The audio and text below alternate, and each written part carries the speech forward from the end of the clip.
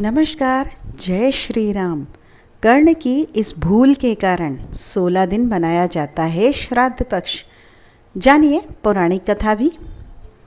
हिंदू धर्म में पितृपक्ष की अवधि को बहुत ही महत्वपूर्ण माना जाता है। इस अवधि में पितरों के निमित्त श्राद्ध, तर्पण और पिंडदान आदि करने का विधान है। माना जाता है कि इससे उन्हें तृप्ति मिलती है और वह हमें सुख और समृद्धि का आशीर्वाद भी देते हैं।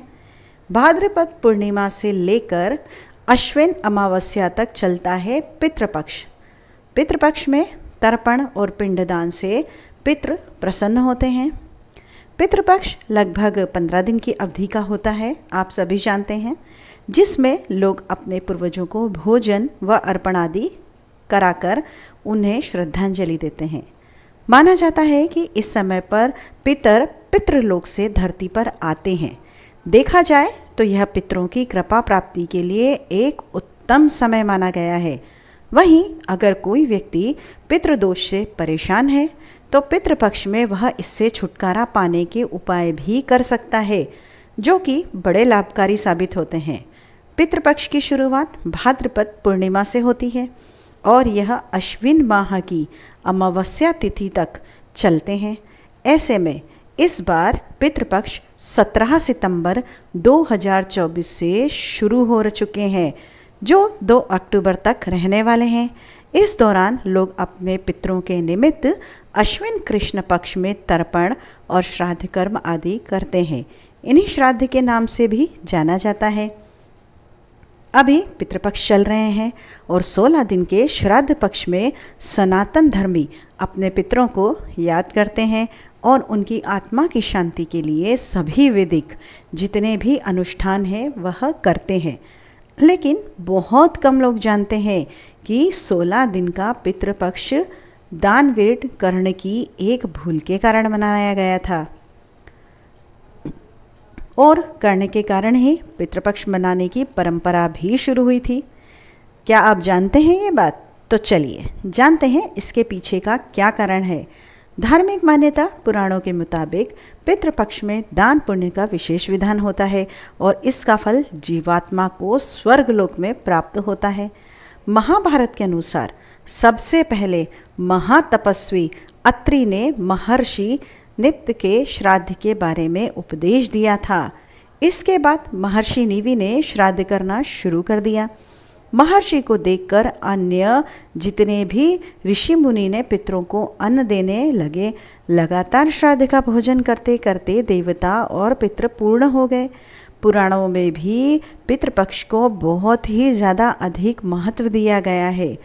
कई सारी पौराणिक और लोक कथाओं में भी इनका वर्णन है, लेकिन बहुत कम लोगों को यह पता होगा कि महाभारत में श्राद्ध क्यों किया गया था। बता दें कि पितृपक्ष में जो श्राद्ध की शुरुआत है वो महाभारत काल से चली आ रही है। श्राद्ध कर्म की जानकारी भीष्म पितामह ने युधिष्ठिर को दी थी। इसके पीछे की पूरी कहानी क्या है यह भी जान लेते हैं। चलिए, हिंदू धर्म में पितृ को 84 लाख योनियों में से एक माना गया है।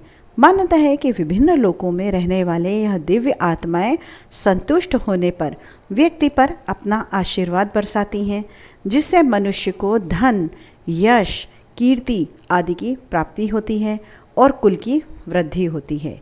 इस तरह से अगर देखें तो पितृपक्ष के दौरान किया जाने वाला जो श्राद्ध है वह पूर्वजों के प्रति अपनी श्रद्धा और कृतज्ञता को व्यक्त करने का एक माध्यम है, जिससे प्रसन्न होकर पितृ सुख समृद्धि प्रदान करते हैं। मान्यता है कि जब मृत्यु के बाद सूर्यपुत्र कर्ण की आत्मा स्वर्ग पहुंचती है तो उन्हें वहां पर खाने के लिए भोजन की बजाय ढेर सारा स्वर्ण यानी कि सोना दिया गया।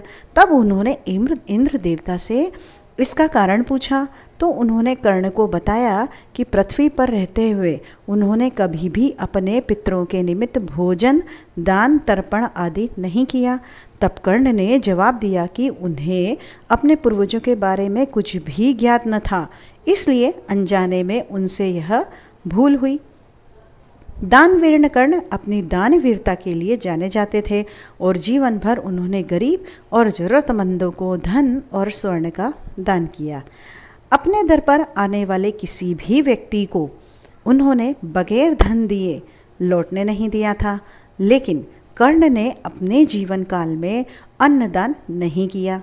अंतिम समय में जब कर्ण ने मृत्यु लोक छोड़ा और स्वर्ग पहुँचे तो खूब सोना दिया गया और खाने के लिए कुछ भी नहीं दिया गया। कर्ण ने जब भगवान इंद्र से इसका कारण पूछा तो वे देवराज इंद्र ने बताया कि उन्होंने जीवन भर सोना ही दान किया है और पितरों की आत्मा की शांति के लिए कभी भी अन्न दान नहीं किया, इसलिए उन्हें अन्न नहीं दिया गया। तब कर्ण ने इस बात को लेकर अनभिज्ञता जाहिर की और अनभिज्ञता जाहिर करते हुए कहा कि मुझे अन्नदान के महत्व की जानकारी ही नहीं थी। कर्ण को जब अपनी गलती का एहसास हुआ तो उन्होंने अपनी गलती सुधारने के लिए एक बार 16 दिन के लिए उन्हें धरती पर भेजा गया था। इन 16 दिनों में कर्ण ने अपने पूर्वजों को याद करते हुए तर्पण किया और भूखे और गरीबों को अन्नदान किया और फिर स्वर्गलोक चले गए। ऐसी मान्यता है कि तभी से 16 दिन का पितृपक्ष मनाने की जो है परंपरा चली आ रही है और इस दौरान लोग अपने पुरखों को याद करके भोजन का आयोजन करते हैं। साथ ही इस बात का भी ध्यान रखना चाहिए कि पितृपक्ष के दौरान यदि कोई भिक्षा मांगने आए तो उन्हें कभी भी खाली हाथ नहीं जाने देना चाहिए। पितृ कभी भी अपनी संतानों को परेशान नहीं करना चाहते हैं। वे बहुत ज़्यादा दयालु होते हैं, लेकिन संतानों की उपेक्षा से दुखी जरूर हो जाते हैं, क्योंकि संतान के द्वारा श्राद्ध कर्म और पिंडदान आदि करने पर उन्हें तृप्ति मिलती है और वे अपनी संतानों को धन धान्य और खुश रहने का आशीर्वाद देते हैं। पितर यह नहीं चाहते हैं कि जो उनकी संतानें हैं उनको तृप्त करने के लिए बहुत कुछ करें। वे श्राद्ध भाव से किए गए श्राद्ध की खुशी के साथ स्वीकार करते हैं। कहा भी गया है कि श्राद्ध के बिना श्राद्ध अधूरा होता है। इसी से जुड़ी एक श्राद्ध पक्ष की पौराणिक कथा क्या है, आइए चलिए यह भी जान लेते हैं, ताकि आपको सब पता होना चाहिए कि श्राद्ध क्यों मनाए जाते हैं, कैसे श्राद्ध भाव से प्रसन्न होकर पितृ देते हैं अपना आशीर्वाद। पौराणिक कथा के अनुसार जोगी और भोग नाम के 2 भाई थे। दोनों अलग अलग घरों में रहा करते थे। जोगी के पास धन की तो कोई कमी नहीं थी, लेकिन भोगे निर्धन था। दोनों भाई एक दूसरे से बहुत ज़्यादा प्रेम करते थे, लेकिन जोगे की जो पत्नी को धन का अभिमान था, वहीं भोगे की पत्नी सुशील और शांत स्वभाव की थी। जब पितृपक्ष अपने आने पर जोगी की जो पत्नी है उसने पितरों का श्राद्ध करने के लिए कहा, तो जोगी ने इसे व्यर्थ कार्य समझाकर टालने की कोशिश की।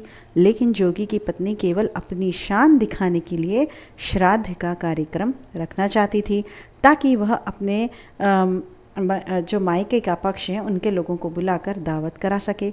जोगी की पत्नी ने उससे कहा कि मुझे कोई परेशानी नहीं, तो इसलिए आप ऐसे कह रहे हैं, लेकिन मैं सत्य कहती हूँ कि मुझे इसमें कोई परेशानी नहीं है।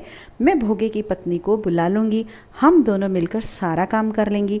दूसरे दिन भोगे की पत्नी सुबह आकर सारा कार्य करवाने लगी। उसने अनेक पकवान बनाए, फिर सभी काम निपटाने के बाद अपने घर वापस आ गई, क्योंकि उसे भी पितरों का तर्पण करना था। जब पितृ भूमि पर उतरे, जब वे जोगे के यहाँ गए तो देखा कि उनके ससुराल पक्ष के सभी लोग भोजन पर जुटे हुए हैं और वहाँ पर सब देखकर वे बहुत निराश हुए। उसके बाद जोगे भोगे के पितर भोग के यहाँ गए तो देखते हैं कि मात्र पितरों के नाम पर केवल अग्यारी दे दी गई है।